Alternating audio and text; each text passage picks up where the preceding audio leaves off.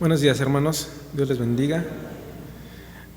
Algunos de ustedes ya nos habíamos visto, ¿verdad?, en el discipulado.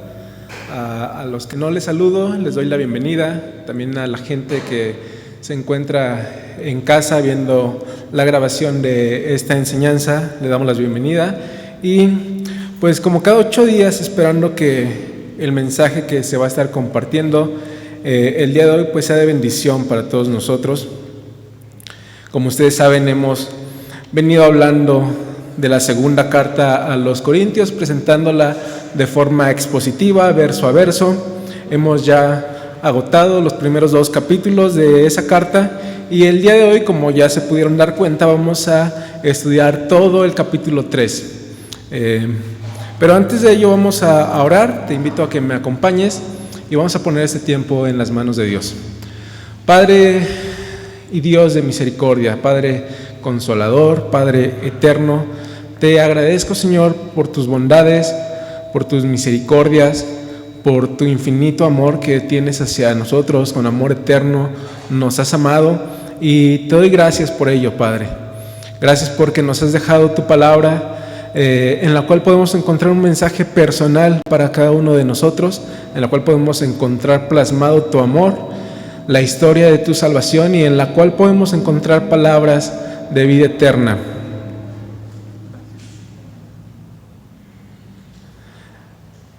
Te pido, Padre, que en esta mañana uses mi vida para glorificar tu nombre y que tu palabra sea expuesta de forma fiel y de una forma en la que te glorifique a ti, Señor, y que tu palabra, a través del poder de tu Espíritu Santo, hable a cada uno de nuestros corazones y sean ellos vivificados, Señor, a través de la poderosa palabra tuya.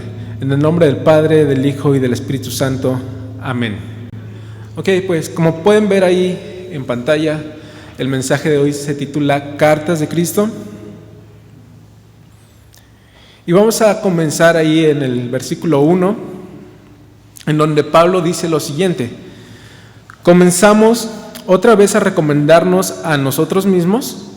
¿O tenemos necesidad, como algunos, de cartas de recomendación para vosotros o de recomendación de vosotros? Anteriormente, lo que veíamos la semana pasada es que Pablo se presenta a sí mismo como un obrero que no es como los otros, como los falsos apóstoles que había en Corinto, que medraban con el evangelio, es decir, que comerciaban con el evangelio, que sacaban un provecho económico del evangelio.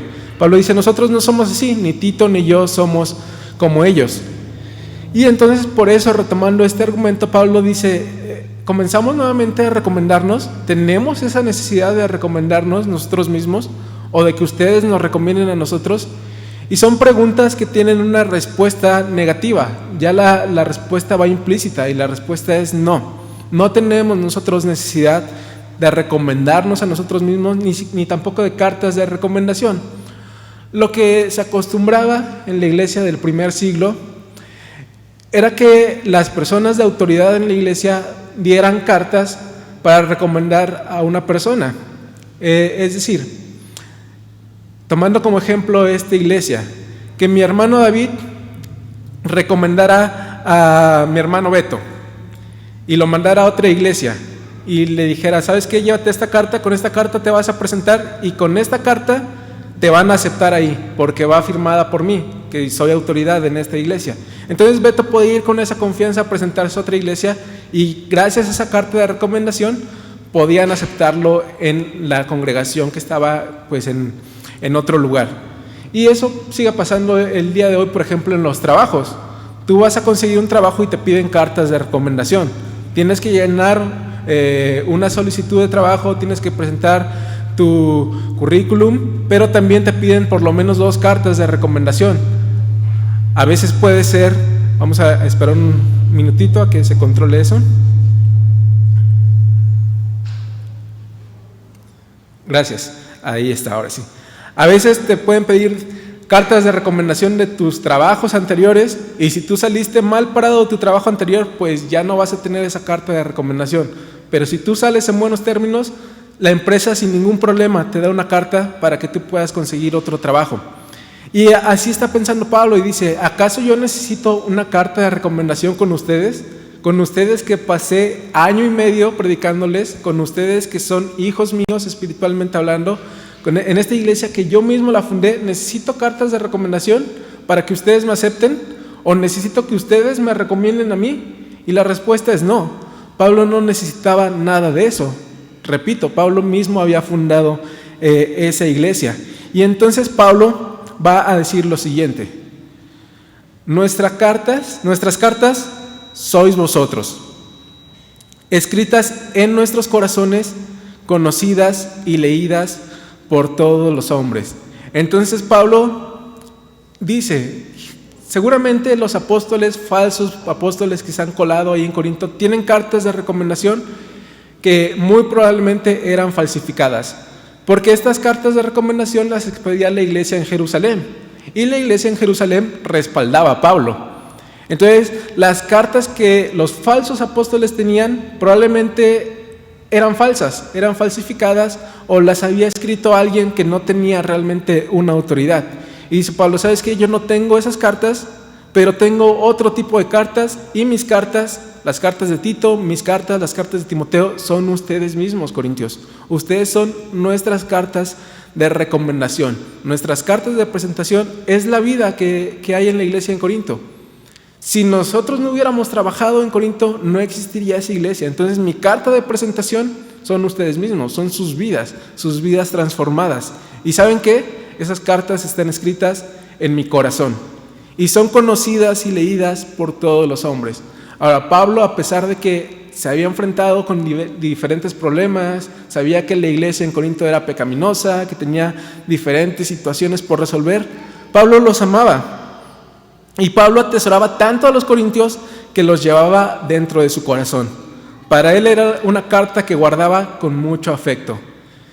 A lo mejor tú has recibido alguna vez algún detalle de una persona especial, ya sea familiar, ya sea no familiar, una carta, un peluche, un regalo, lo que sea. Y es tan especial ese detalle, por más pequeño que sea, que tú lo conservas. Y pasan los años y tú lo tienes ahí en una cajita o lo tienes en algún cajón seguro y lo conservas porque lo atesoras. Hoy no se acostumbra mucho enviar cartas, ¿verdad? Pero anteriormente se acostumbraba bastante, y probablemente las personas guardaban las cartas, por ejemplo, de sus enamorados, ¿no? De cuando les declaraban su amor, ahí tenían guardadas sus cartas. Y Pablo dice, ustedes son mis cartas de recomendación y están escritas en mi corazón. Los llevo atesorados en mi corazón. Los amo realmente, los llevo dentro de mí. Los amo tanto que esas cartas pueden ser leídas por todo el mundo, porque a donde quiera que yo voy, yo hablo de su iglesia. Incluso Pablo en otros lugares de la Biblia habla bien acerca de los corintios, y la iglesia de los corintios era conocida por las diferentes iglesias porque Pablo los llevaba a donde quiera que él fuera, y él hablaba acerca de la iglesia en Corinto. Entonces Pablo amaba a los corintios a pesar de que los corintios habían menospreciado su autoridad, a pesar de que había un grupo ahí que no lo quería, una persona que lo había insultado. Pablo amaba a esta iglesia y les dice, ustedes son mi carta de recomendación, y ¿saben qué? Son conocidas y leídas por todos los hombres. El versículo 3 dice lo siguiente: siendo manifiesto que sois cartas de Cristo expedida por nosotros, escrita no con tinta, sino con el Espíritu de Dios vivo, no en tablas de piedra, sino en tablas de carne del corazón.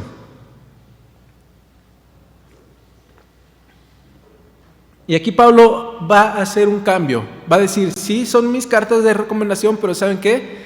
Quien realmente es el autor de esas cartas es Cristo. Porque Pablo sabía que él predicaba, que él podía pasarse todos los sábados predicando, pero al final de cuentas la obra en el corazón de cada persona la hace Dios.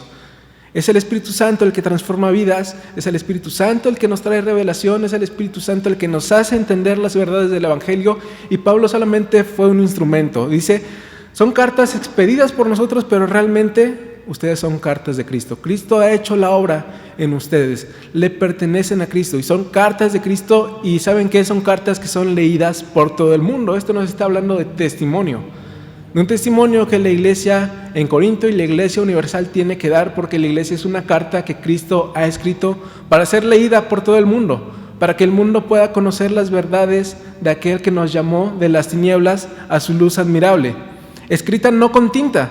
Y aquí va a ser un contraste entre los falsos apóstoles que escribían cartas falsificadas, seguramente las redactaban, y cualquiera puede hacer eso. Cualquiera puede escribir una carta con tinta, pero solamente el Espíritu Santo puede escribir una carta con su mismo sello. Solamente Cristo puede escribir una carta con el Espíritu Santo. No necesita de tinta, sino del Espíritu Santo. Y luego va a decir, no en tablas de piedra, sino en tablas de carne del corazón.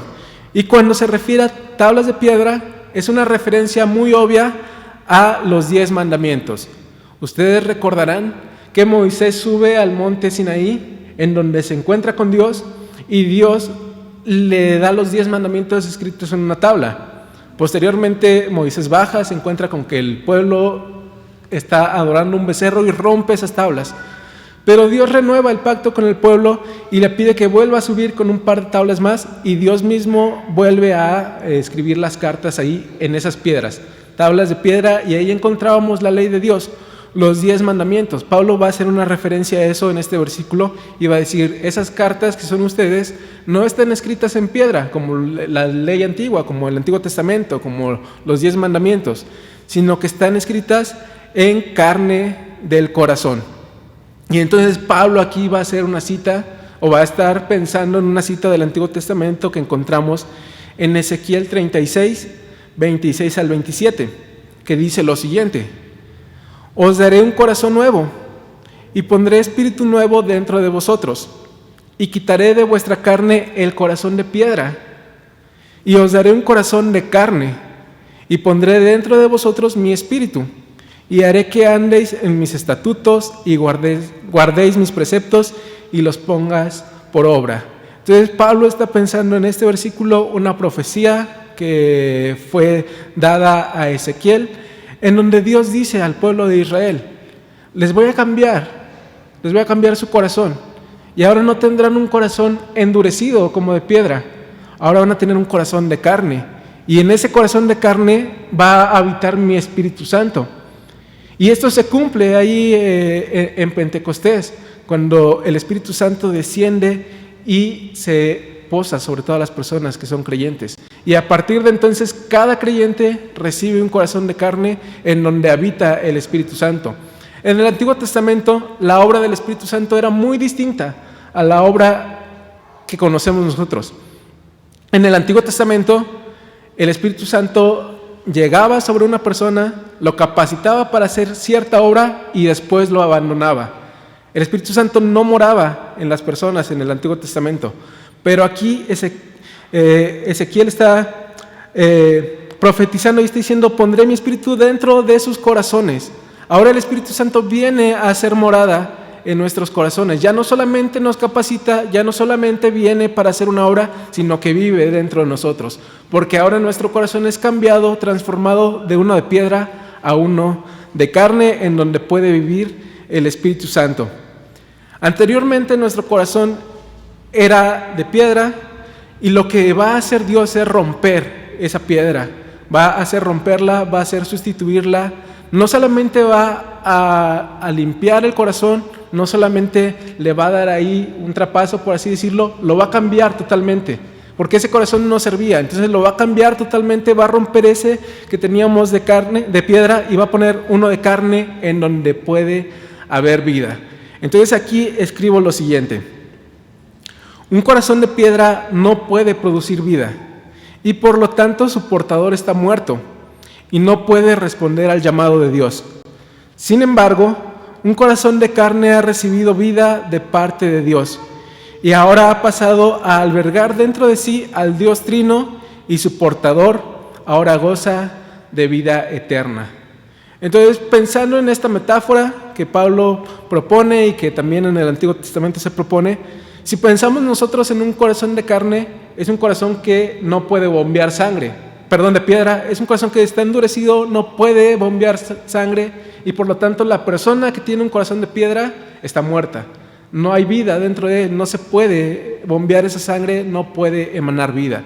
Lo que va a hacer Dios es cambiar ese corazón de piedra y ponernos uno de carne que pueda latir, un corazón de carne que sea funcional, que pueda bombear sangre y por lo tanto que pueda haber en nosotros vida.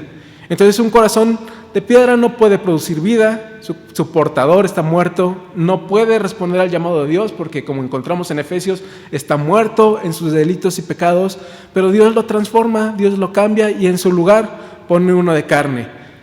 Y en ese corazón de carne Dios mismo ha inyectado vida y ahora Dios viene a morar, la misma Trinidad viene a morar dentro de nosotros y ahora nosotros gozamos de vida eterna.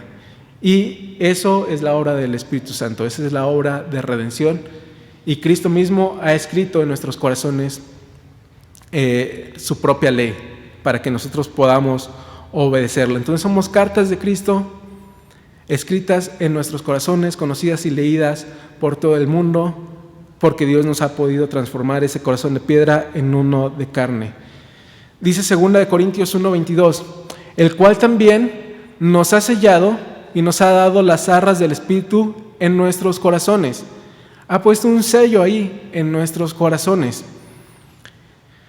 Y hablando también metafóricamente, yo escribo lo siguiente: en nuestro corazón hay un sello indeleble que nos identifica para siempre como siervos, amigos e hijos de Dios. Es un sello indeleble, nada lo puede borrar. No hay nadie ni nada que pueda quitar ese sello que nosotros tenemos en nuestro corazón, que Dios mismo lo ha puesto, el cual también nos ha sellado y nos ha dado las arras del Espíritu en nuestros corazones. Y cuando vimos este pasaje decíamos que un sello representaba autoridad, representaba protección y representaba varias cosas, ¿verdad?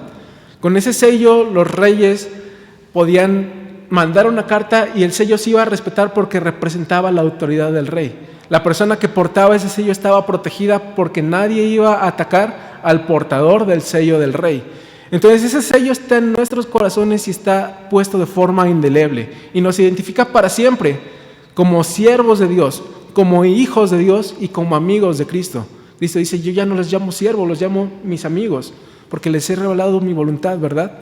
Entonces ese sello nos identifica para siempre.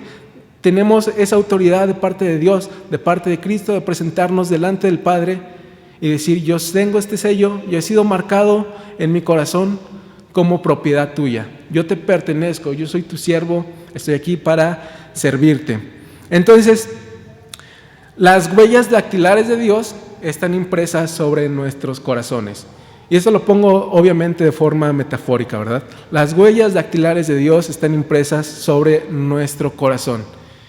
Y yo pensaba en la obra que Dios hace en Génesis 1, en Génesis 2, en donde Él mismo toma polvo de la tierra y le da forma al hombre. Bueno, pues Dios también, pensando en esto, toma nuestros corazones y los moldea, los transforma, los cambia y pone en el lugar donde estaba un corazón de piedra, pone un corazón de carne.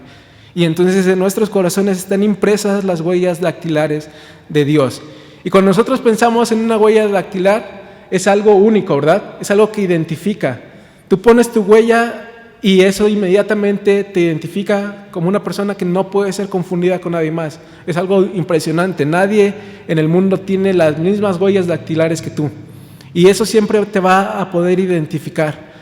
Entonces, cuando pensamos en esto, que las huellas dactilares están en nuestro corazón, pensamos en que eso nos identifica como hijos de Dios, eso nos identifica como propiedad de Dios y no puede ser falsificado y ese sello no puede ser borrado y ese sello entonces nos identifica para siempre como hijos, amigos y siervos de Dios. Y ahora quiero que notemos que no solamente nosotros llevamos cosas escritas en nuestro ser, sino que Cristo mismo. Fíjate lo que dice Isaías 49, 15 al 16. Se olvidará la mujer de lo que dio a luz para dejar de compadecerse del hijo de su vientre.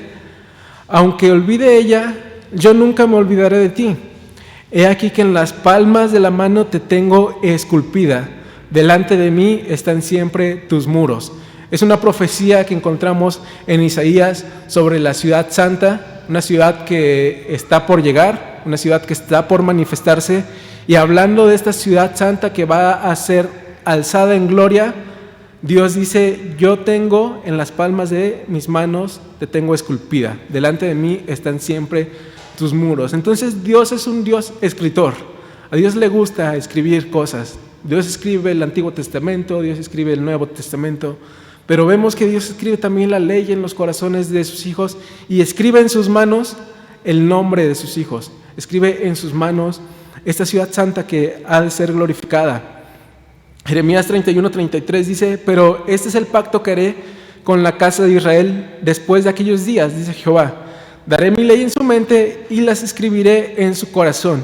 Y yo seré a ellos por Dios y ellos me serán por pueblo. Entonces, por un lado vemos a Cristo esculpiendo sus manos y por otro lado vemos a Cristo esculpiendo nuestros corazones. Dios es un Dios que le gusta escribir, es un Dios escritor. Y podemos decir lo siguiente: en sus manos perforadas Cristo lleva tatuados nuestros nombres y Él ha tatuado el suyo en nuestro corazón.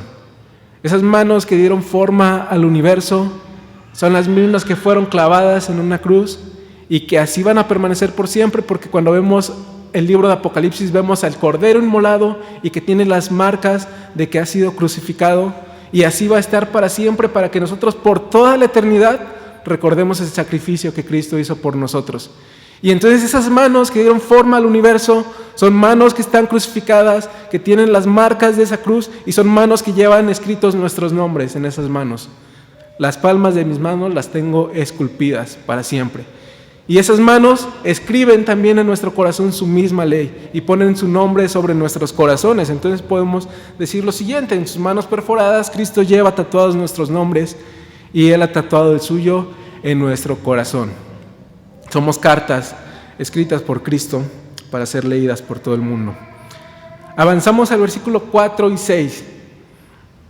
Y Pablo dice: y tal es la confianza que tenemos mediante Cristo para con Dios. No que seamos competentes por nosotros mismos para pensar algo de nosotros mismos, sino que nuestra competencia proviene de Dios, el cual asimismo nos hizo ministros competentes de un nuevo pacto, no de la letra, sino del Espíritu, porque la letra mata, mas el Espíritu vivifica. Aquí Pablo está respondiendo una pregunta que hacíamos la semana pasada. La podemos encontrar en 2 Corintios 2:16. A esto ciertamente olor de muerte para muerte, y a aquellos olor de vida para vida. Y para estas cosas, ¿quién es suficiente? Y decíamos que esa pregunta iba a ser respondida el día de hoy, el día de hoy. Y aquí lo encontramos, la respuesta de Pablo en los versículos 4 y 6. Dice: tal es la confianza mediante Cristo para con Dios, que no es que seamos nosotros competentes por nosotros mismos para pensar algo de nosotros. Entonces la pregunta dice: ¿quién es suficiente? La respuesta es nadie, pero en Cristo somos competentes. Cristo es quien nos hace competentes. Cristo es quien nos capacita para dar a conocer el aroma que decíamos hace 8 días, para presentar el Evangelio, para hacer su obra. Nadie es digno, pero Cristo nos hace competentes. Me viene a la mente, por ejemplo, Moisés, un tartamudo que Dios lo utiliza para liberar a todo un pueblo de la esclavitud de Egipto. Me viene a la mente David, que todos conocemos la falla que tuvo David, cómo David se involucra con una mujer casada. David, además de adulterar, comete asesinato, y David es conocido como el hombre conforme al corazón de Dios. El hombre más sabio que ha existido, el hijo de David, Salomón, que al inicio de su ministerio pide sabiduría y Dios se agrada de su petición y le da sabiduría y le da riquezas, pero cuando Salomón era ya viejo, dice que desvió sus corazones porque tuvo demasiadas esposas. Además de amar a la reina de Egipto con la que se había casado, amó a muchas mujeres y las mujeres desviaron su corazón. Y sin embargo es un hombre que con todos esos defectos fue utilizado por Dios. Y tenemos el libro de Proverbios, tenemos el libro de Eclesiastés, y ahí está la sabiduría de Dios para nosotros escrita por Salomón. ¿Quién es digno de hacer esta obra? Nadie. Pero esta es la confianza que tiene Pablo, que no es que seamos competentes por nosotros mismos para pensar algo como de nosotros mismos, sino que nuestra competencia proviene de Dios. Él es el que capacita, el cual asimismo nos hizo ministros competentes de un nuevo pacto, no de la letra, sino del Espíritu, porque la letra mata, más el Espíritu vivifica. Cuando Pablo está hablando aquí de la letra, se está refiriendo a la ley, al Antiguo Testamento. No somos ministros del pacto que anteriormente Dios había hecho con su pueblo judío, en donde tú tenías que cumplir cierta cantidad de leyes. Somos ministros de un nuevo pacto, un pacto hecho por el Espíritu, y dice la letra, la ley mata, pero el Espíritu vivifica. Entonces aquí hay que aclarar lo siguiente, porque hay quien ha malinterpretado este versículo y ha dicho: ¿tú para qué estudias teología si la letra mata? En la iglesia no debe haber doctrina porque la letra mata. No es necesario que se predique sana doctrina en la iglesia, la letra mata. Es necesario darle libertad al Espíritu. Eso es falso. Es necesario hacer un estudio comprometido de las Escrituras. Es necesario que se pueda hacer un estudio serio. Aquí se está refiriendo a la ley realmente. La letra mata, la ley. Y ahorita vamos a ver por qué mata esa ley. Pero antes vamos a ver cuál es el nuevo pacto. Jeremías 31, 31 al 33.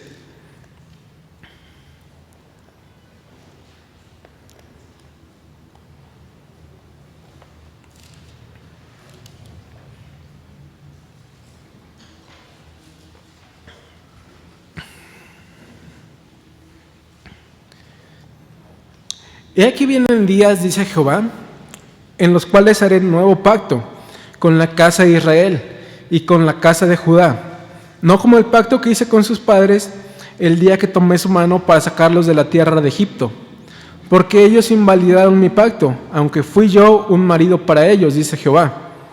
Pero este es el pacto que haré con la casa de Israel después de aquellos días, dice Jehová. Daré mi ley en su mente y la escribiré en su corazón. Y yo seré a ellos por Dios, y ellos me serán por pueblo. Entonces un pacto es un compromiso, un contrato que se hace entre dos partes, y que para que se cumpla, ambas partes deben cumplir su parte del trato. Y si alguien incumple su parte del trato, ese pacto queda en automático abolido. Ese pacto queda pues ya desechado. Y los pactos que Dios hace pueden ser de dos formas: incondicionales o pueden ser condicionales. El antiguo pacto era un pacto condicional, en donde Dios ofrecía prosperidad, en donde Dios ofrecía salud, en donde Dios ofrecía extensión de territorio para el pueblo judío, pero la condición era que guardaran su ley. La condición era que cumplieran sus mandamientos. Y cuando ese pacto era abolido, Dios decía: si ustedes no cumplen con mi ley, yo voy a permitir que otras naciones vengan y los conquisten. Yo voy a permitir que ustedes sean derrotados. Entonces era un pacto condicional, en donde el pueblo tenía forzosamente que cumplir al pie de la letra la ley. Pero en este nuevo pacto, dice aquí, es diferente al pacto que yo hice con sus padres. En este nuevo pacto, el versículo 33 dice: haré con la casa de Israel después de aquellos días, daré mi ley en su mente y la escribiré en su corazón. Y él será ellos por Dios y ellos me serán por pueblo. Y Cristo es el que viene a abrir ese nuevo pacto, a inaugurar ese nuevo pacto. Vamos a Mateo 26, 28.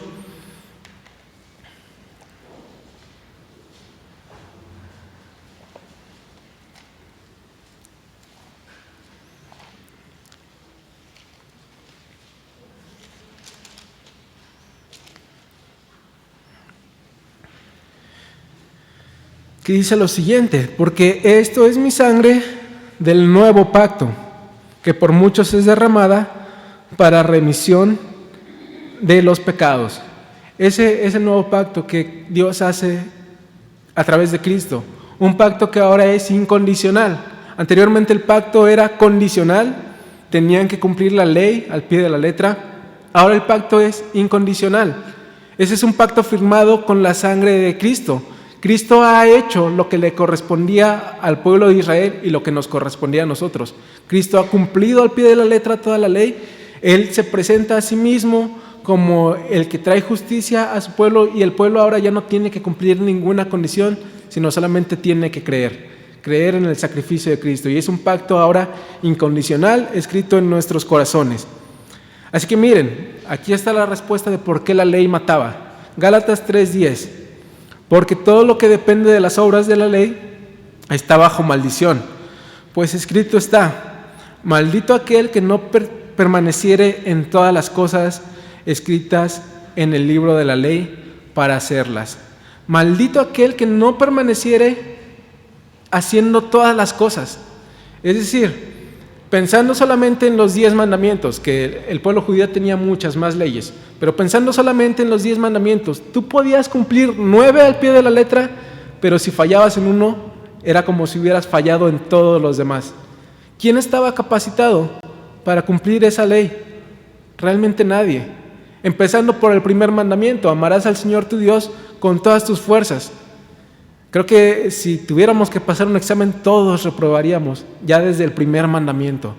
Hay veces que amamos más nuestras vidas, hay veces que amamos más otras cosas y ponemos otras cosas delante de Dios. Y no lo amamos realmente con todas nuestras fuerzas, ni con todo nuestro ser, ni con todo nuestro corazón. Partiendo de ahí, la ley mata. Porque la ley te hace sentir, te hace saber, te trae conciencia de que eres un pecador, de que no eres capaz por tus propias fuerzas de agradar a Dios, de que no eres capaz de cumplir al pie de la letra todos esos mandamientos, y si fallas en uno solo, habrás roto toda la ley, y al romper la ley, eso te trae condenación. Entonces Pablo dice: no de la letra, sino del Espíritu, porque la letra mata. No soy un ministro del antiguo pacto, porque ese pacto mataba. Ese pacto traía conciencia de que eras un pecador, te hacía saber que estabas quebrantando la ley de Dios y que no eras digno de su presencia, que no eras digno de su amor. Pero soy ministro de un nuevo pacto, un pacto hecho en Cristo, que ya lo vimos ahí en Mateo, un pacto en el cual la ley ahora ha sido escrita en nuestros corazones y el Espíritu viene a morar en nuestros corazones y el Espíritu vivifica. Entonces el Espíritu no da muerte, el Espíritu da vida. Y aunque tú no puedas cumplir al pie de la letra toda la ley, por tener al Espíritu Santo morando dentro de ti, tú tienes vida. El nuevo pacto da vida y da una vida eterna. Y Pablo es ministro de ese nuevo pacto escrito en los corazones de cada miembro de la iglesia. Avanzamos al versículo 7 y vamos a leer hasta el 11.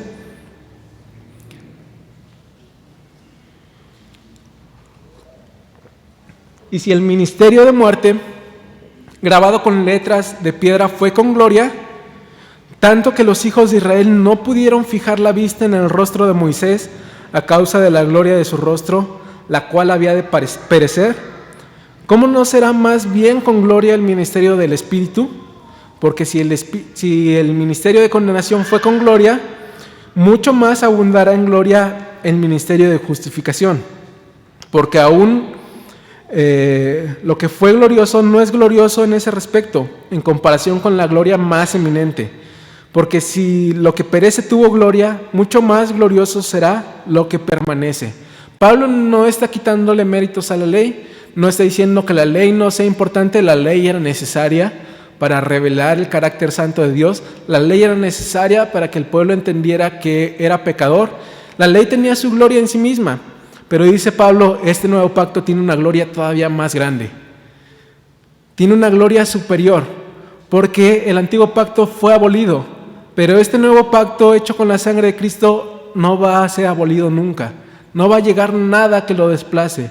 No va a llegar nada que lo quite del medio, que lo reemplace. Este nuevo pacto va a permanecer por siempre. Y cuando Pablo está pensando en estos versículos, está citando o está de forma indirecta quizás, pero está pensando en Éxodo 34, 29 al 35. Vamos a leerlo rápidamente.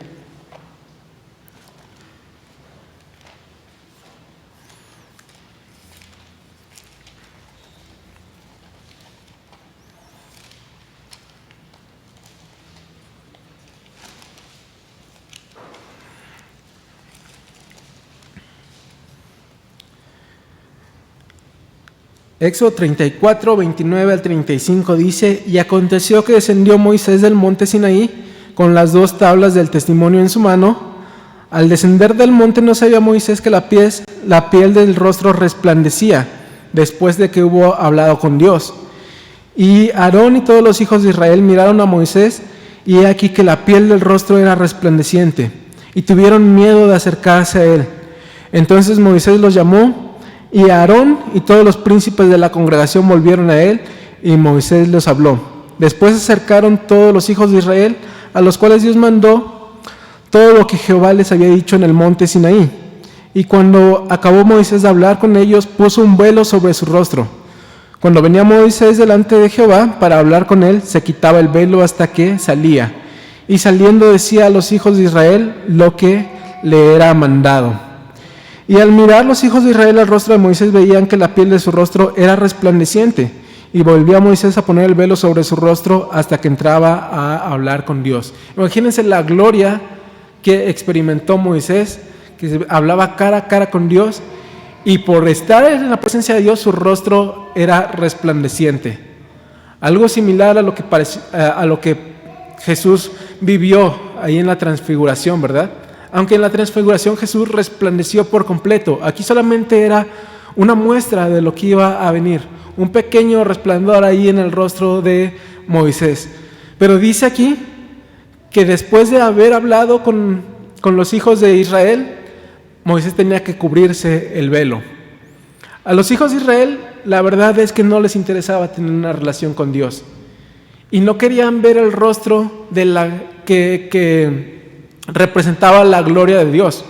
Cuando fueron escritos los 10 mandamientos ahí en el monte Sinaí, dice la Biblia que salían relámpagos, salían truenos, salía fuego del monte, y los hijos de Israel dijeron: tenemos miedo. Habla tú, Moisés, en lugar de nosotros, no vaya a ser que muramos. La gente en el pueblo de Israel no quería tener un acercamiento con Dios, y por eso Moisés tenía que cubrirse el velo. Ellos no les interesaba saber de Dios. Ellos aceptaban seguir sus mandatos de forma forzada, quizás de forma temerosa, pero no les interesaba tener una relación con Dios, y Moisés tenía que cubrirse esa evidencia de que había estado con Dios. Entonces, escribo aquí lo siguiente: la ley es gloriosa porque nos presenta el carácter santo de Dios y su inaccesible presencia. Pero el nuevo pacto es más glorioso porque nos presenta a ese Dios inaccesible habitando entre los hombres. Además de que el pueblo tenía miedo de acercarse a la presencia de Dios, también las leyes servían para declarar el carácter santo de Dios. Y nadie, más que un solo hombre, podía entrar a la presencia de Dios. Entonces, para que un hombre pudiera entrar a la presencia de Dios, en primer lugar tenía que ser judío, tenía que ser israelita. Pero no bastaba con que fuera israelita, tenía que ser levita, de una tribu en especial. Ahora, ya era un levita, eso no bastaba, tenía que ser de una rama que era la descendencia de Aarón. Entonces, el filtro iba siendo cada vez más y más estrecho. Ahora, ¿los hijos de Aarón podían entrar todos a la presencia de Dios? No, solamente el sumo sacerdote. ¿Y el sumo sacerdote podía entrar a la presencia de Dios cada que quería? No. Podía entrar una vez al año. Y una vez al año podía entrar después de haber pasado un ritual de purificación muy extenso, y si fallaba en ese ritual, esa persona caía muerta. La presencia de Dios era santa y era inaccesible realmente. Y la ley es gloriosa por eso, porque nos revela a un Dios santo. Si nosotros leemos ahí Levítico, todo está apuntando a la santidad de Dios, todo está apuntando a que el hombre es pecador. Y no solamente el hombre teme a Dios y le dice a Moisés: habla tú por nosotros, sino que encima el carácter de Dios es santo y el carácter del ser humano es pecador, y tú no puedes entrar a la presencia de Dios. Pero el nuevo pacto es todavía más glorioso porque presenta a ese Dios inaccesible habitando en medio de los hombres, tomando el paso él mismo para morar en medio de los hombres. Y eso lo vemos aquí en Juan 1:14. Y aquel verbo fue hecho carne y habitó entre nosotros. Y vimos su gloria, gloria como del unigénito del Padre, lleno de gracia y de verdad. La palabra habitó en el griego quiere decir algo así como tabernaculizó. En el Antiguo Testamento había un tabernáculo en donde Dios venía y posaba su presencia en ese tabernáculo, pero aquí está diciendo tabernaculizó en medio de los hombres, ya no en un tabernáculo ahí o en el templo que después construyó Salomón, sino que hizo su morada en medio de los hombres. Ese Dios que era inalcanzable para todos, que solamente el sumo sacerdote podía entrar una vez al año, ese Dios toma el paso para acercarse al hombre y habita en medio de ellos. Y ahora no solamente el sumo sacerdote puede entrar a la presencia de Dios una vez al año, Ahora todo aquel que tiene el Espíritu Santo morando dentro de sí puede entrar a la presencia de Dios. Todo aquel que la ley ha sido escrita en sus corazones, todo aquel que ha sido cambiado su corazón de piedra por uno de carne, puede habitar en la presencia de Dios. El Evangelio es más glorioso que la ley, porque el ministerio de justificación es más glorioso que el ministerio de condenación. Pablo es ministro de ese ministerio de justificación, aquel que dice que tú eras merecedor de un castigo, pero ese castigo lo recibió Cristo, y que Cristo tiene una justicia, pero esa justicia te es imputada a ti, y que en los méritos de Cristo puedes presentarte delante de Dios. Ese es el ministerio de justificación, y es más glorioso entonces que el ministerio de condenación, porque sigue presentando a un Dios santo y sigue presentando a un Dios justo, pero a un Dios que acepta el sacrificio de alguien más como si fuera tuyo, que acepta la justicia de alguien más como si fuera tuya, y como cantamos muchas veces, ¿no?, hace un glorioso intercambio. Y ahora nosotros somos merecedores, no por méritos, sino por la sangre de Cristo, de entrar a la presencia de Dios en el momento que lo deseemos. Y no solamente eso, sino que la misma Trinidad habita dentro de nosotros. Avanzamos a los versículos 12 y 13, lo voy a leer desde la Nueva Versión Internacional.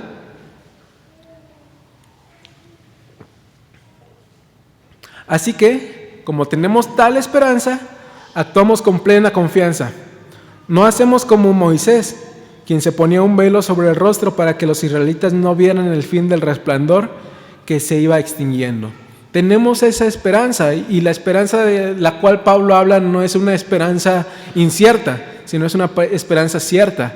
Él habla en términos de esperanza como algo que sabe que va a recibir. Entonces habla en los términos de la esperanza de un nuevo pacto, en la cual la ley ha sido escrita en nuestros corazones, la cual nos asegura una vida eterna, y tenemos esa confianza, dice Pablo. Por lo tanto, ya no somos como Moisés, que tenemos que esconder el resplandor de nuestro rostro. Ahora nosotros podemos hablar a cara descubierta, sin necesidad de ese velo que se ponía Moisés. Somos diferentes en ministerio y somos diferentes también en nuestra forma de actuar, porque ahora nosotros podemos hablar de forma descubierta, sin que nada tape ese resplandor. Entonces, escribí lo siguiente: el resplandor en la cara de Moisés, la evidencia de que había estado con Dios, tenía que ser cubierta al pueblo judío, mientras que en tu caso, cristiano, estás llamado a ser luz del mundo, y la evidencia de que estás en Cristo y Cristo vive en ti tiene que ser vista por todo el mundo. Eres carta escrita por Cristo, leída por todo el mundo. Tú no tienes necesidad de ponerte un velo en tu rostro. Y quizás tu rostro no resplandezca a la forma de Moisés, que era visible, pero Cristo dice: ustedes son la sal y la luz del mundo. Y una luz no se enciende para ponerla debajo de la cama. Una luz se enciende para que brille, para que ilumine. Tú, como cristiano, que ahora eres miembro de un nuevo pacto, no tienes que ser como Moisés, que se ponía un velo y ocultaba esa evidencia de que había estado en la presencia de Dios. Tú estás en la presencia de Dios, Cristo mora en ti y eres una carta abierta. Esa luz que vive en ti tiene que ser vista y leída por todos los hombres. El nuevo pacto es diferente al pacto antiguo. Entonces somos cartas abiertas, y tu luz tiene que brillar a donde quiera que vayas, como veíamos hace 8 días, una metáfora diferente, pero la idea es la misma. Tu aroma a Cristo debes de esparcirlo por todo lugar. Tu luz tienes que hacerla brillar en todo lugar también, sin que haya un velo que te lo impida. Versículos 14 y 17 dice: sin embargo, la mente de ellos se embotó, de modo que hasta el día de hoy tienen puesto el mismo velo al leer el antiguo pacto. El velo no les ha sido quitado, porque solo se quita en Cristo. Hasta el día de hoy, siempre que leen a Moisés, un velo les cubre el corazón, pero cada vez que alguien se vuelve al Señor, el velo es quitado.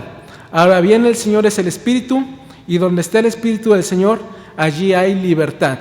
Entonces Pablo cambia un poquito la imagen, porque dice: el velo estaba en el rostro de Moisés, pero ¿sabes qué? Ese velo se lo ponía porque los israelitas no querían saber nada de Dios, porque los israelitas temían a Dios, porque a los israelitas no les interesaba el carácter santo de Dios ni la gloria de Dios. Ese velo en realidad estaba en el corazón de los israelitas, más que estar en el rostro de Moisés.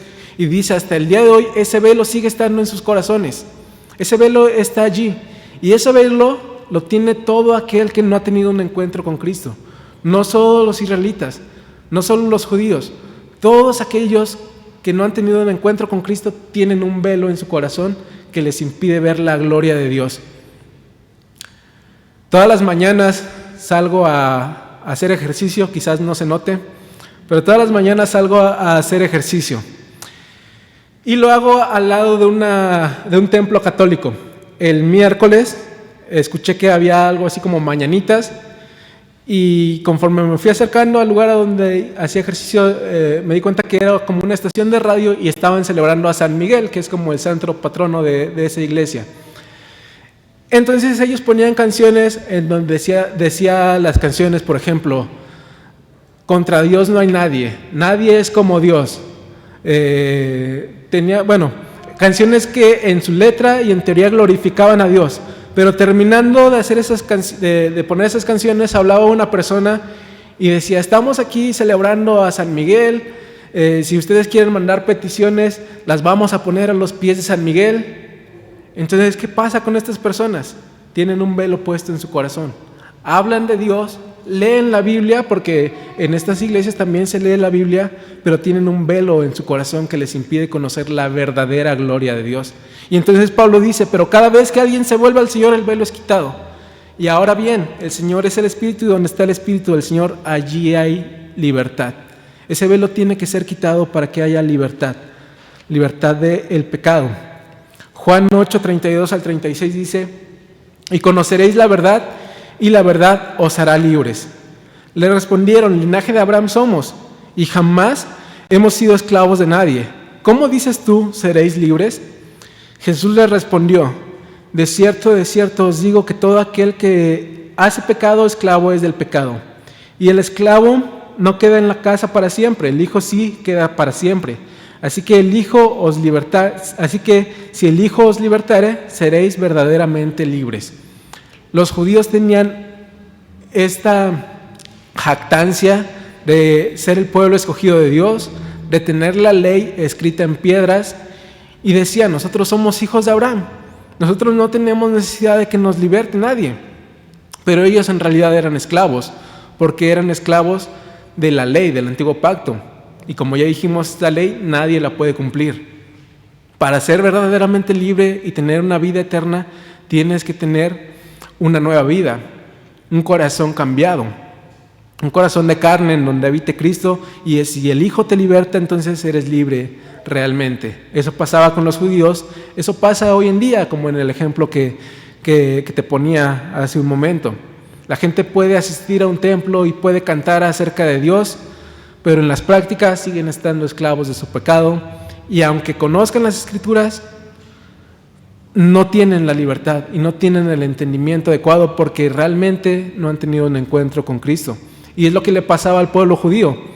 El pueblo judío conocía perfectamente todo el Antiguo Testamento. Los niños desde muy temprana edad estudiaban la ley, los escritos de Moisés, se los sabían incluso de memoria, pero no por eso tenían verdadera libertad, porque ellos no habían reconocido en las Escrituras al Hijo de Dios.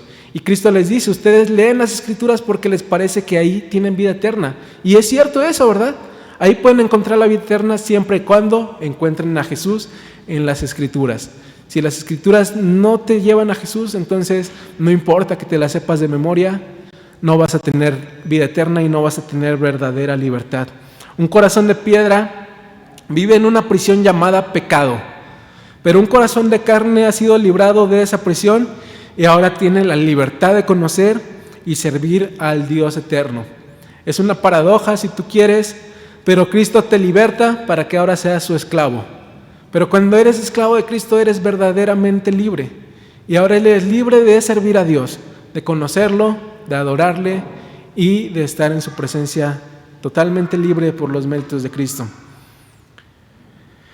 Llegamos al versículo 18, en donde dice: así todos nosotros, que con el rostro descubierto reflejamos como en un espejo la gloria del Señor, somos transformados a su semejanza. Lejos de desvanecerse, la gloria del cristiano es cada vez mayor mientras va siendo transformado a la imagen de Cristo. Por eso Pablo escribe eso. Estamos con un rostro descubierto y reflejamos como en un espejo la gloria del Señor y somos transformados a su semejanza. En el caso de Moisés, ese resplandor que había en su cara se iba desvaneciendo y desvaneciendo hasta que su cara quedaba totalmente normal. En el caso del cristiano, lejos de desvanecerse esa gloria, va siendo cada vez mayor, porque vamos siendo transformados cada vez más a imagen de Jesucristo. Moisés entraba por poco tiempo a la presencia de Dios, pero un cristiano vive en la presencia de Dios y Dios habita en él. Y entre más tiempo pases tú en comunión con Dios, más semejante a Cristo vas a ser, más transformado al varón perfecto vas a ser. Entonces, lejos de desvanecerse esa gloria que hay en ti, esa gloria se va haciendo cada vez más y más evidente. En Moisés resplandecía su rostro, pero ¿qué crees? Nosotros resplandeceremos totalmente. Y hace rato te mencionaba la transfiguración de Cristo, que era un adelanto de lo que le va a suceder a cada cristiano. Así como resplandeció Cristo en ese monte, cada cristiano va a resplandecer. Fíjate lo que dice Romanos 8:18. Pues tengo por cierto que las aflicciones del tiempo presente no son comparables con la gloria venidera, que en nosotros ha de manifestarse. Aquí es necesario poner mucha atención en la forma en la que está escrito en el artículo que está ahí, con la gloria venidera que en nosotros ha de manifestarse, no para nosotros, sino en nosotros. La gloria que habla ahí Romanos y dice la creación gime y está esperando la manifestación gloriosa de los hijos de Dios, y aquí en este versículo dice que en nosotros ha de manifestarse. Esa gloria de Dios se va a manifestar en ti, se va a manifestar en mí como hijos de Dios, y vamos a ser transformados por completo, vamos a ser glorificados, vamos a alcanzar la redención total de nuestros cuerpos y tendremos cuerpos glorificados, como veíamos en el capítulo 15 de Primera a los Corintios, cuerpos aptos para vivir en gloria, cuerpos aptos para vivir en la ciudad celestial, en el nuevo cielo y en la tierra nueva. Entonces, en Moisés fue solamente una pequeña sombra, una pequeña muestra y su rostro resplandecía, pero en el cristiano todo el ser del cristiano va a resplandecer. Y entonces somos transformados de gloria en gloria. Esa gloria se va haciendo cada vez más evidente hasta que llegue el día completo de nuestra redención total, en el que va a ser totalmente visible esa gloria. Entonces cada vez irás siendo transformado más y más hasta que llegue el día de tu glorificación total y te encuentres de frente con el escritor de tu vida. Cada vez irás siendo transformado más y más hasta que llegue el día de tu glorificación total y te encuentres de frente con el escritor de tu vida. Recuerda que eres carta de Cristo. Cristo escribe sobre ti, Cristo escribe en tu corazón y va siendo moldeado, va siendo transformado hasta que llegue ese día glorioso en el que veas de frente al escritor que ha puesto su sello en tu corazón. Yo, como lector que soy, me encantaría, por ejemplo, tener una plática con Gabriel García Márquez, que escribió 100 años de soledad, mi libro favorito, El amor en los tiempos del cólera, ¿no? Me gustaría tener una plática con Benedetti, por ejemplo, escritor de La Tregua, y preguntarles cómo se inspiraron, cómo crearon todo esto, cómo lo plasmaron ahí, ¿no? Sería interesante tener una plática con los grandes escritores, pero lo que vamos a hacer nosotros es todavía más glorioso, porque vamos a encontrarnos con el escritor de nuestras vidas, con el que nos pensó desde antes del inicio de los tiempos, con el que te eligió a ti desde antes de la fundación del mundo, con el que te amó con un amor eterno. Te vas a encontrar de frente con él y ese va a ser un día glorioso, un día maravilloso. Vamos empezando a concluir y hemos estado hablando mucho acerca del corazón, pero ¿qué es el corazón? En el lenguaje bíblico. En el lenguaje bíblico el corazón se utiliza muchas veces, digamos, como una metáfora y representa muchas cosas. El corazón en el lenguaje bíblico es el centro del pensamiento y de la razón. Es decir, no solamente hay dentro de él emociones, sino también se está refiriendo al pensamiento, a la razón, a la conciencia. El corazón, sí, claro, incluye emociones, pero es algo más allá. En el corazón del ser humano, de acuerdo al lenguaje bíblico, está la voluntad de cada persona. Involucra a todo el ser interior. El corazón, por ejemplo, es donde se deposita toda sabiduría. Guarda, hijo mío, tu corazón. Por eso dice, ¿no? Tienes que guardar tu corazón y llenarlo de sabiduría. Es la fuente de todo lo que afecta el habla, la vista y la conducta. Por eso Cristo dice, de lo que abunda el corazón, habla la boca, ¿verdad?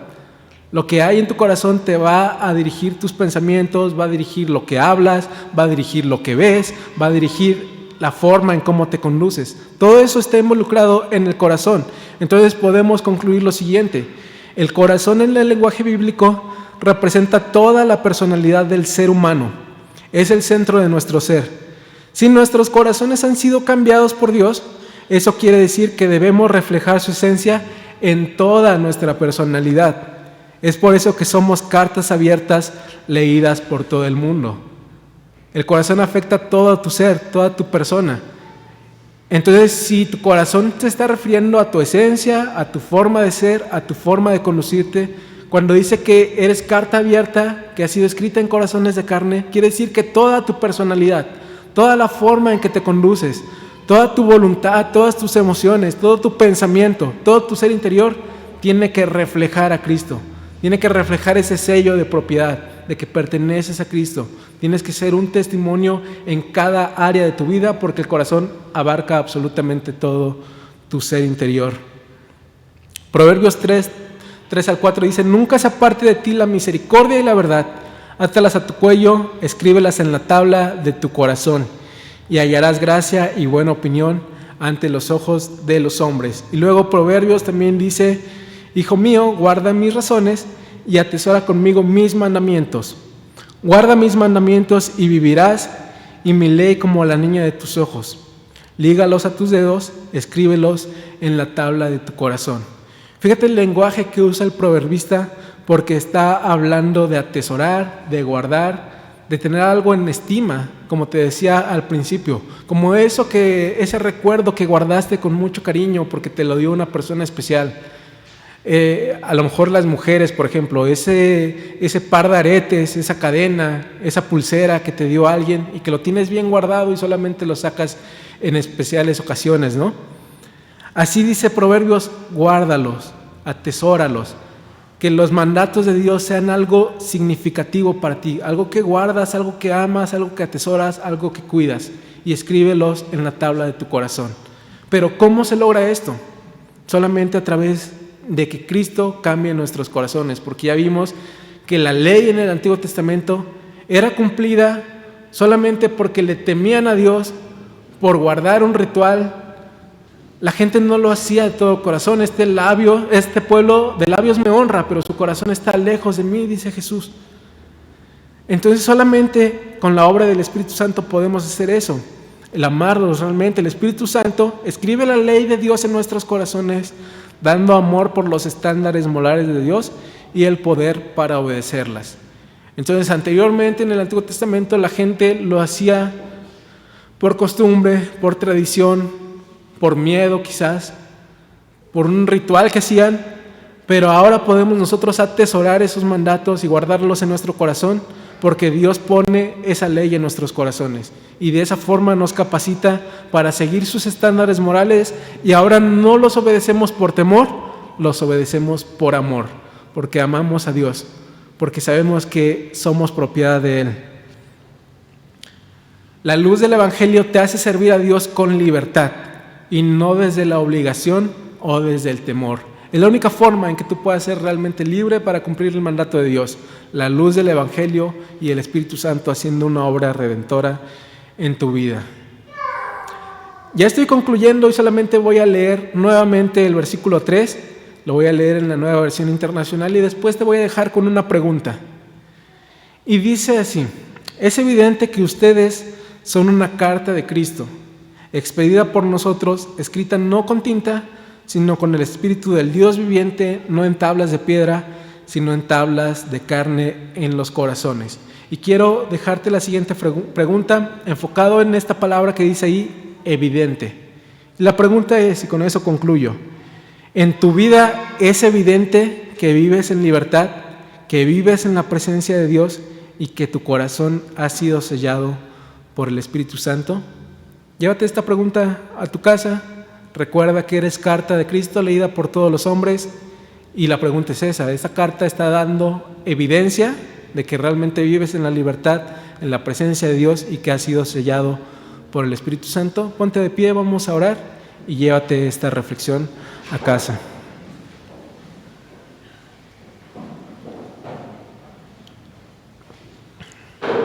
Gracias te damos, Padre, por tu palabra escrita, y gracias te damos por el amor infinito que has tenido por nosotros, amándonos con un amor eterno, amándonos desde la eternidad pasada, desde antes de la fundación del mundo. Tan así que en tus manos llevas escritos nuestros nombres, tan así que en nuestros corazones has escrito el tuyo y has escrito tu ley y has puesto un sello de propiedad, un sello de pertenencia, y nos llamas a nosotros mismos como cartas que tienen un mensaje importante que dar, cartas que tienen que hacer evidente que el escritor eres tú mismo.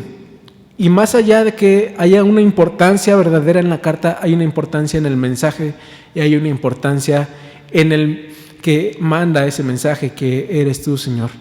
Por eso nuestras vidas tienen que darte siempre la gloria a ti, porque no tienen relevancia realmente por sí mismas, sino que la relevancia nos las das tú. No somos competentes por nosotros mismos, pero tú nos vuelves competentes, tú nos capacitas, porque el mensaje que tenemos nosotros es un mensaje de vida eterna. Y Padre, pues te pedimos, Señor, que pongas amor sobre nuestros corazones y que seamos diligentes a guardar tus mandamientos en la tabla de nuestro corazón, ese corazón que ha sido cambiado ahora por uno de carne, por uno que bombea vida, y una vida no cualquiera, sino una vida eterna. Que seamos conscientes de eso y que atesoremos cada palabra que encontramos en tu mensaje escrito, que atesoremos los mandamientos que tú nos mandas a realizar, que atesoremos la vida santa que tú nos pides, Señor. Porque cuando vemos el Antiguo Testamento vemos ese carácter santo que tú tienes. Pero cuando vemos el Nuevo Testamento vemos a ese Dios santo acercándote a nosotros. No porque hayas dejado de ser santo, ni porque nosotros podamos dejar de lado esa santidad, sino justamente para llamarnos a eso, para presentar nuestros miembros como miembros de justicia y no como miembros de iniquidad, Señor. Que así sea en nuestras vidas, y que nuestras vidas den una evidencia a todo el mundo de quién es el escritor de ellas, y que vayamos siendo transformados de gloria en gloria cada vez más, hasta que estemos delante de tu presencia y podamos encontrarnos contigo mismo, que eres el escritor de nuestras vidas, y podamos encontrarnos con aquel que nos amó desde la eternidad, Señor. Gloria sea dada a ti en el nombre del Padre, del Hijo y del Espíritu Santo. Amén.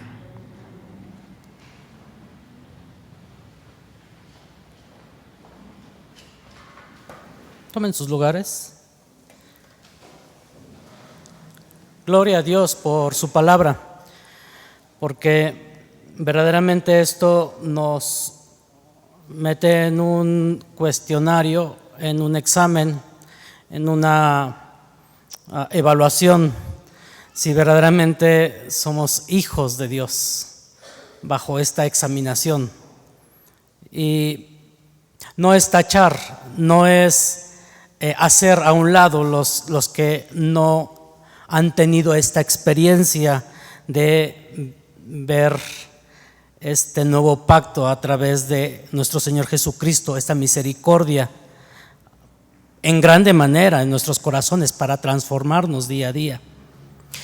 Otra vez, no es tachar si no te sientes identificado, más bien es invitarte a que reconozcas a un Salvador, a que tenemos este nuevo pacto y no un pacto que era imposible llevarlo humanamente.